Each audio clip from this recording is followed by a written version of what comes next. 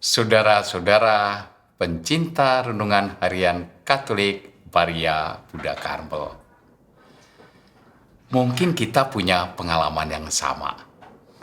Kalau ada salah seorang tetangga kita atau orang yang kita kenal dekat dengan kita menjadi seorang pejabat publik atau menjadi figur publik, tentu kita akan merasa bangga. Kita merasa dekat dengan mereka. Dan kalau mereka datang, kita biasanya akan mengunjungi mereka, berfoto dengan mereka, dan yang lebih hebat lagi, dalam era sekarang, foto-foto itu dalam waktu singkat kita sebarkan kemana-mana. Apa yang mau dikatakan? Yang mau dikatakan adalah saya bangga menjadi orang yang dikenal orang tersebut atau saya dekat dengan orang tersebut. Berangkat dari pengalaman tersebut, kita menjadi aneh ketika bacaan Injil hari ini menyajikan Yesus yang ditolak di tempatnya, di Nazaret.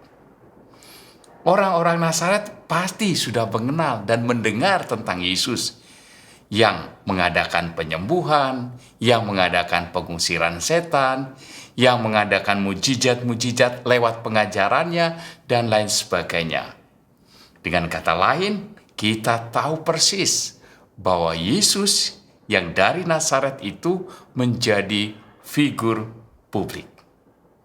Tetapi anehnya, ketika Yesus datang ke rumahnya, ke kampung halamannya, memang orang-orang berkumpul.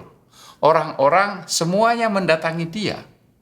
Tetapi uniknya adalah mereka tidak percaya kalau Yesus yang mereka kenal itu bisa melakukan banyak mujizat, bisa mengajar dengan baik, bisa mengusir setan, dan lain sebagainya. Maka kita bertanya-tanya, apa sih sebabnya? Karena apa? Mereka melihat bahwa Yesus yang adalah tetangga mereka itu, sekarang keluarganya ya begitu-begitu saja. Saudara-saudaranya juga nggak berubah banyak. Maka mereka menjadi heran dan tidak percaya. Nada kekecewaan mereka diungkapkan seperti ini. Lah, saudara-saudaranya kan ada di antara kita. Ibunya Maria kita juga sudah tahu. Dia kan keluarga dari tukang kayu dan lain sebagainya. Karena cara berpikir yang demikian itu, mereka menolak Yesus. Ini berbeda dengan pengalaman kita tadi ketika kita berjumpa dengan tetangga atau teman kita yang menjadi figur publik. Mungkin apa yang dialami orang-orang Nazaret itu kita bisa mengatakan bodoh. Tetapi jangan lupa saudara-saudaraku, kalau kita mau melihat lebih dalam lagi pengalaman hidup kita, ternyata kadang-kadang kita juga menjadi orang-orang Nazaret. Sebagai contoh, ketika kita mengalami kesulitan, kita mungkin berdoa. Tetapi apakah betul ketika berdoa kita percaya betul pada Yesus? Kadang-kadang kita juga bertanya dalam diri, apa benar doa saya dikabulkan oleh Yesus? Atau bisa jadi seperti ini, ketika banyak penderitaan di sekitar kita, kita juga bertanya, katanya Yesus itu orang yang berbelas kasih. Lah ternyata kok penderitaannya banyak di sekitar kita. Kita ragu-ragu. Bahkan ketika kita mau mulai berdoa pun, ketika kita mengalami situasi penderitaan yang amat berat, mau memulai berdoanya saja, kita sudah, Tuhan itu ada atau tidak ya? Pertanyaan-pertanyaan sederhana yang sebetulnya kita ragu-ragu seperti orang Nazaret.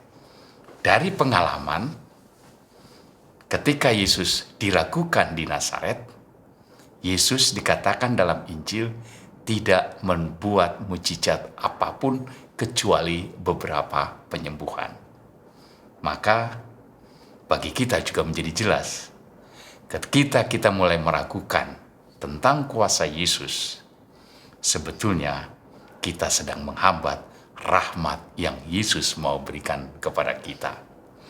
Karena itu saudara-saudaraku, dalam situasi apapun, mari kita tetap percaya bahwa Tuhan itu memiliki kuasa yang besar. Kita singkirkan cara berpikir kita sendiri dan membiarkan Tuhan bekerja. Maka mujizat akan terjadi. Tuhan memberkati.